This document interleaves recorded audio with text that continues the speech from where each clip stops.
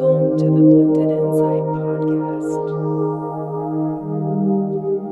Hello, bright souls. Thank you for joining me. This is Susan with Blended Insight, and I am an energy healer, an intuitive, and an integrated / holistic wellness practitioner. I just love to learn, grow, develop, and evolve, and hopefully inspire others to do the same. On today's podcast, I want to talk about people-pleasing and overgiving. Chances are, if you're drawn to this podcast, you feel like you are one of those people. If you're empathic, you're likely one of those people. If you're codependent, you're likely one of those people. And if you're a woman, 90% of the time, you are one of those people. Women have been programmed in our society to overgive as a badge of honor. There is this odd cultural norm that basically puts pressure on women to do it all and be it all and have it all, and it's absolutely unrealistic. It's an act of dishonoring ourselves, and we have to stop it. So today I want to talk about the root of people-pleasing, where it comes from, and I want to talk about ways to shift yourself out of that and begin to honor yourself so you attract and draw others who also honor you. We will also do an energy healing at the end, as well as a guided process to help you discover what it is that you really need and what you really want. Are you one of those people that has a very difficult time telling other people no? Do you worry about what people are going to think if you tell them no? Do you avoid conflict at all costs, even if it means sacrificing what you want and what you feel is right just to keep the peace? Do you notice that you get anxiety and you feel like you have to suppress your feelings? You feel uneasy because you're overworked, you're overwhelmed, but then you still can't say no? Do you ever notice when you finally try to carve out a little bit of time for yourself, someone comes to you with a need and it gets taken up, and then you feel even more drained and overwhelmed, overworked? Do you feel busy, like you don't have any time, and every time someone needs something, they come to you? If that's you, likely you have some codependent patterns. Hey, I do too. That's why I can talk about this. You're probably an overgiver and you're a people pleaser. And that is a really huge issue, especially with women, because there's this unrealistic pressure that we have to be everything to everyone. And really, where does it come from? It comes from seeking approval. We want to be accepted. We want to be liked. That is a normal human emotion. But what I have noticed with overgivers and people pleasers is that there is a deep underlying unrest because we are not honoring ourselves. And most of the time, there's some type of deficiency that we're trying to fill through overgiving. And I know for me, I've really examined this in my life, because the more you give, the more you seem to not receive, if that makes sense, because your magnetic resonance that you're sending out is that you don't value yourself and that other people can walk all over you. That's what you're sending out, because there is a deep, innate belief that you have to do these things in order to be accepted, loved, valued, and supported. And all of that is perfectly normal and natural, so there isn't anything wrong with that. I know for me, I started to develop a very unhealthy pattern as a child, overgiving and overdoing, because my mother is an alcoholic. My mom is a good person, but she has an alcohol addiction that she refuses to admit. She chooses not to heal. So she was very critical and negative and very pessimistic. And that's a normal emotion of someone who is not okay within themselves. And so she tried to hide her own problems by throwing darts at everybody else. So I grew up in that environment. And then I started feeling like I want to make sure that when I become a mother, I will be a present mother. I want to be trustworthy. I want to be dependable. And I want to do a really good job. Now, I also look a lot like my mother. So I grew up people thinking, oh, you look so much like your mother. And inside me, I would think, oh my God, I do not want to be like my mother. And I know some people relate to that. She has a good heart, but she's not trustworthy because she's an alcoholic. So she tells everyone's business and she can't remember what she told anyone and she can't remember what people told her. So she often embellishes the stories and they become these big myths and lies. And you have to clean up whatever she tells all the time. So I grew up as a child not trusting her. So I had to hold everything into myself. Also, because when you're an alcoholic, you're very forgetful and you're ditzy and you can't keep your head on straight. So she was very forgetful. I couldn't depend on her. And also, I was embarrassed of her because when you have an addiction, you don't really take very good care of yourself. And my friends used to like make fun of her because she was just kind of out there. And it was embarrassing for me as a child. So what I did is I took that and went total opposite. I became extremely dependable. I want to look my best all the time. I want to have like this perfect image. I want to be the perfect mother. I want to be there for every single one of my daughter's events to infinity. I want to make her delicious meals. My mother didn't really cook. We were on our own. She would go eat her own dinner and then we're on our own. She'd make herself a cheese sandwich. And then when you say you're hungry, you're like, go in the deep freezer and heat yourself up some mozzarella sticks or something, and my dad worked nights. He busted his butt. He worked night shift 6 days a week, 10 to 12-hour days. So he really wasn't there. He was trying to support the family. My parents are good people. I love my parents. And I do believe that we pick our parents for the lessons that we incarnate to learn. So this is no way, shape, or form a declaration of victimhood.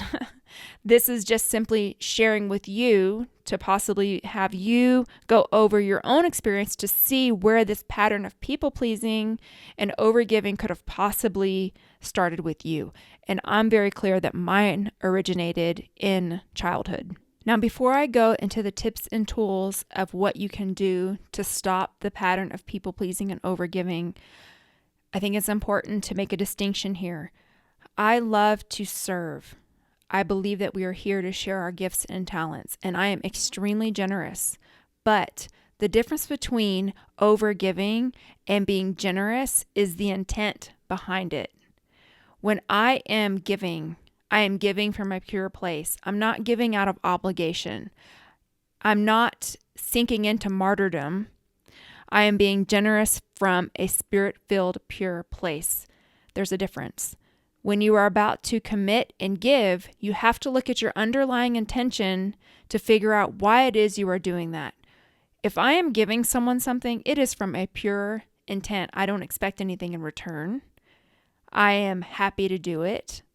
I am filling it with beautiful healing energy when I give it. I am not doing it to seek approval. That is the distinction. So anytime you feel like you want to give something, check in with yourself. You don't have to tell other people, but check in and say, what is the motivation and the intent behind giving? If it's because you feel lack, or you feel like if you give this, the person will like you more, or you're wanting their acceptance, that's called sticky giving.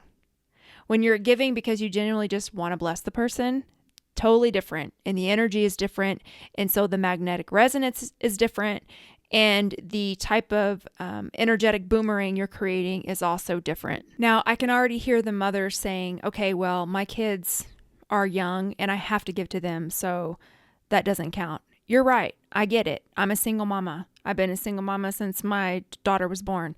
Relationships don't matter because they don't contribute to my daughter.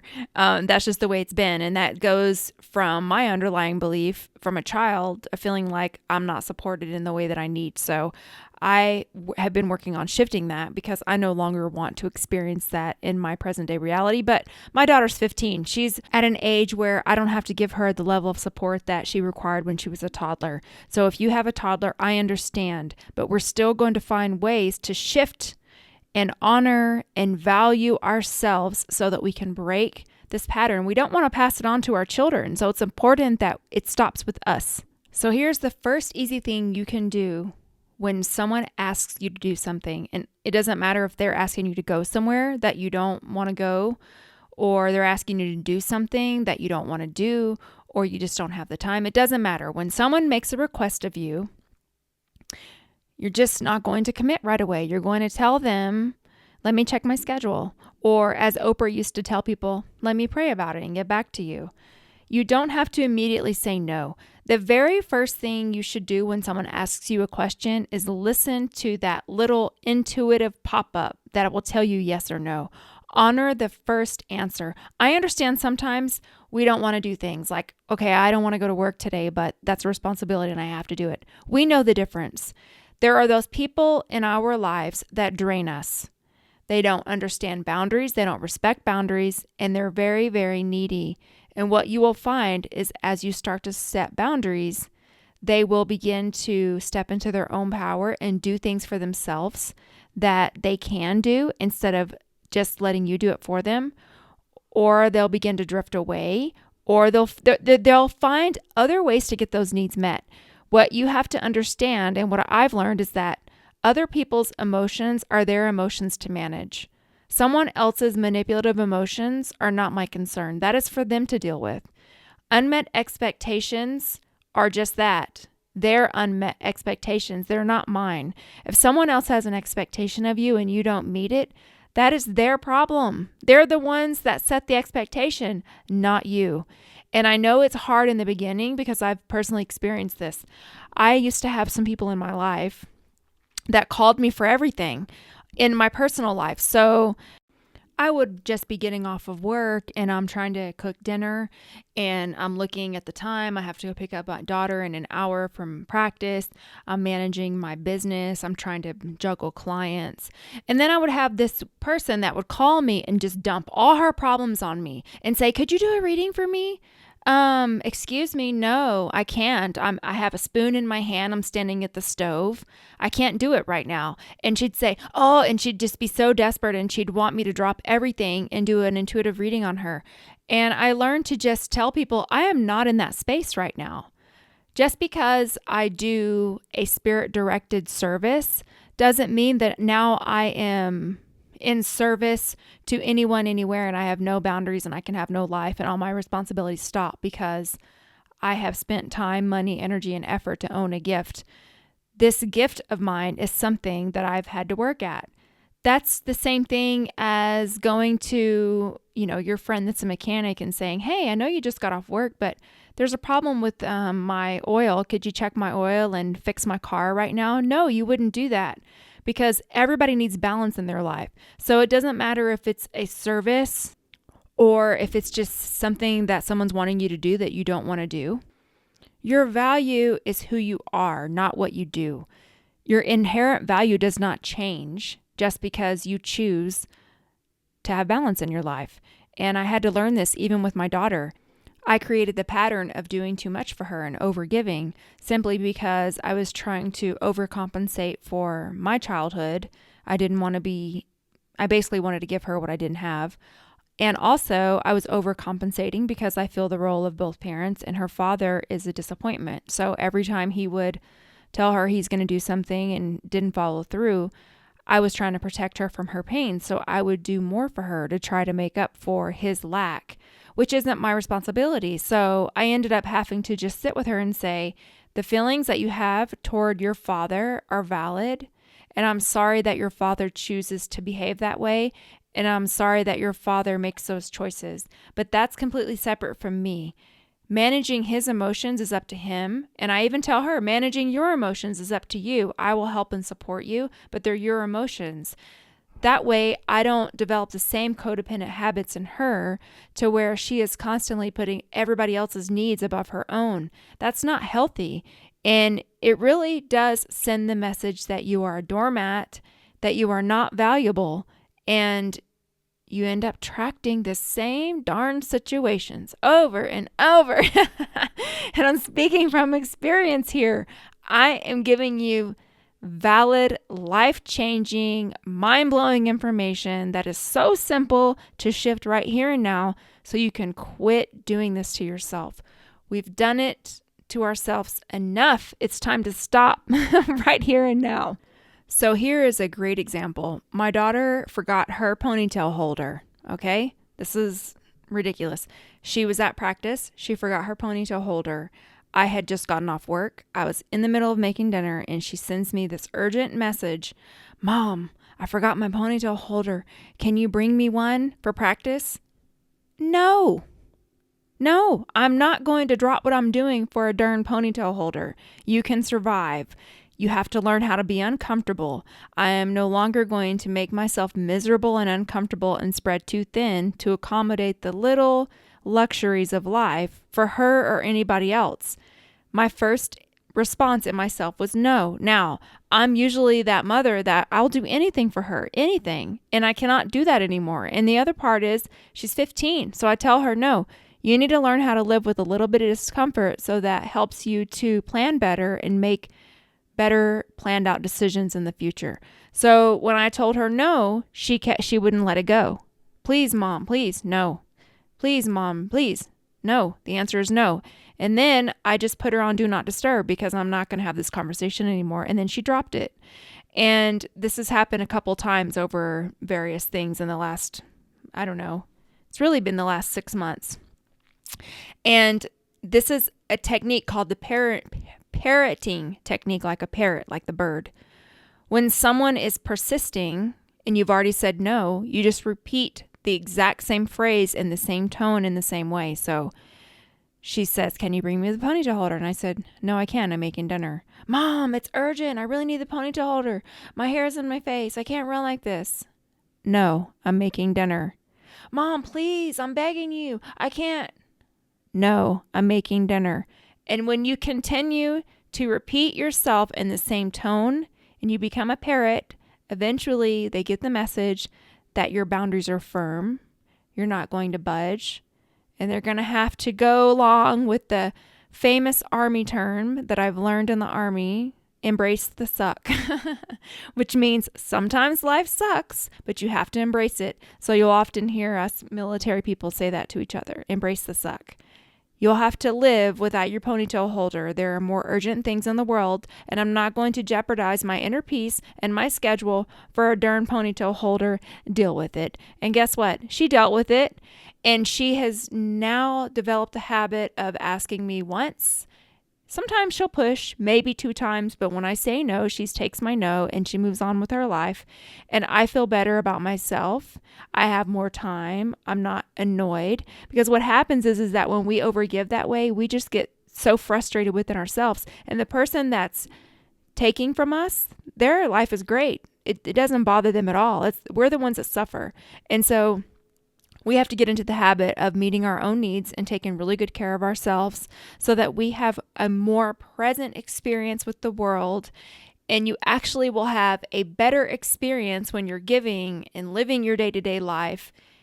You feel better, you attract more positivity into your life, and it's just overall a better experience when you set very healthy boundaries. You let your no's mean no, and you don't say yes when you mean no.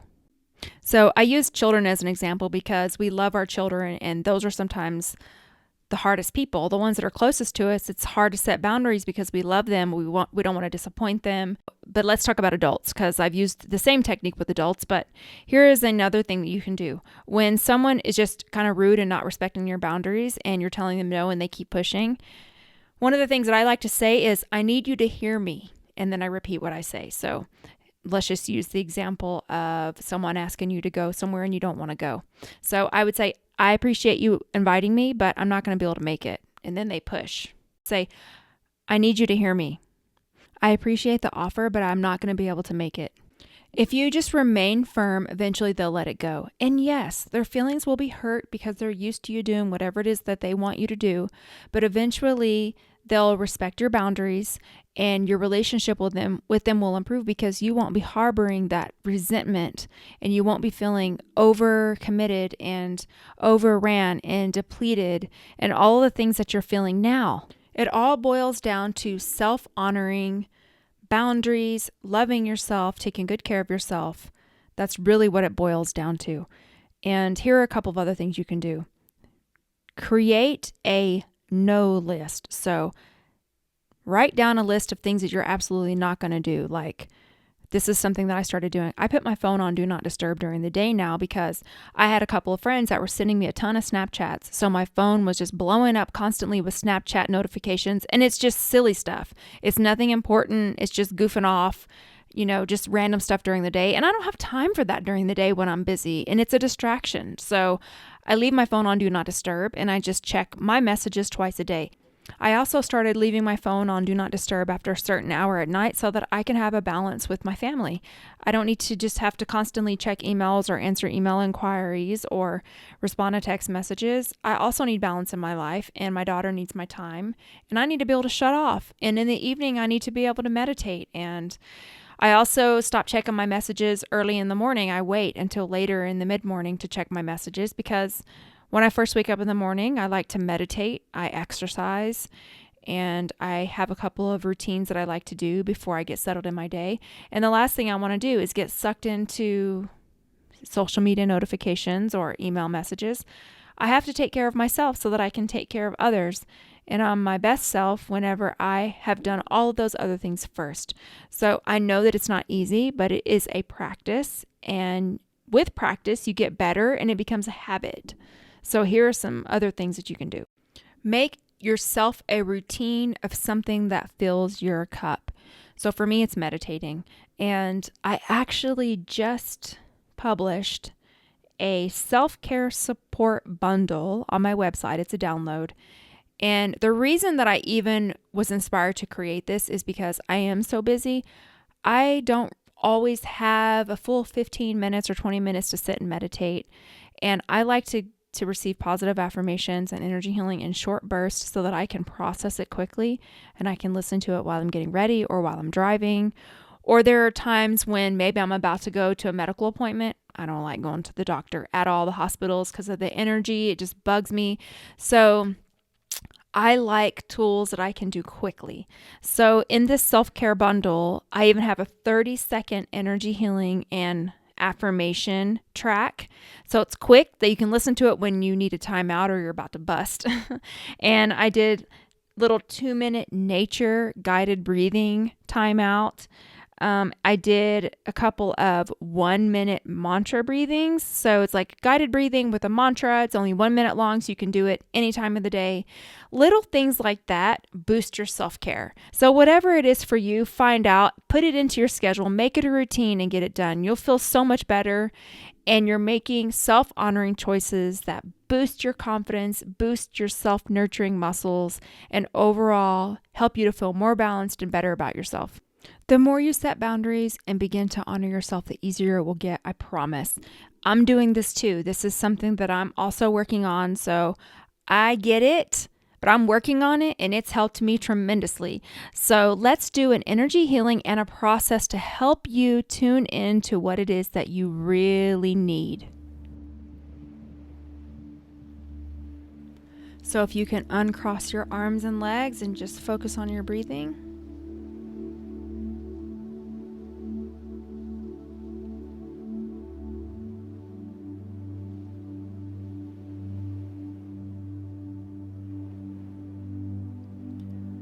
I'm running some energy healing now, so just relax, receive the energy.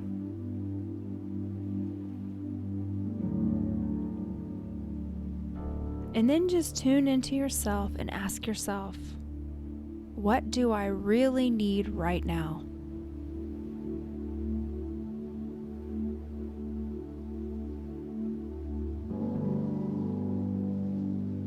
Is there something I need to let go of?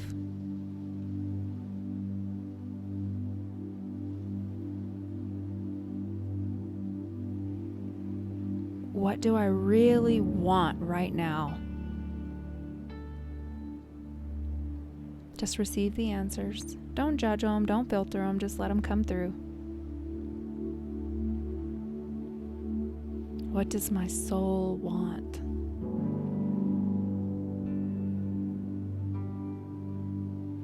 How can I take really good care of myself right now?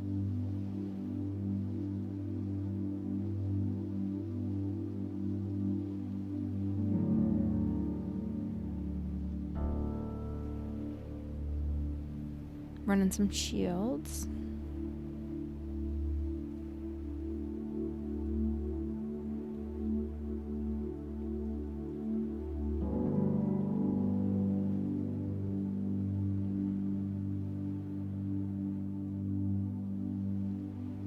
Okay, and so it is. Okay, so what did you get? Act on the information you received. If you didn't receive anything, that's okay. Be open to it for the remainder of the day. But I do want to point out that that didn't take very long, did it? That was a short, blasted energy healing with a short tune in to yourself to take care of yourself. It doesn't have to take long. That's my point. I'm going to leave a link to my self-care support bundle in the show notes in case you are interested.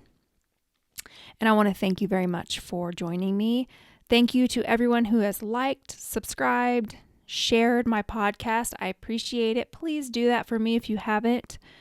That's the way that we get the message out there, and I get feedback too. I always enjoy feedback. That's the only way I know what it is that you really want and how I can best serve you.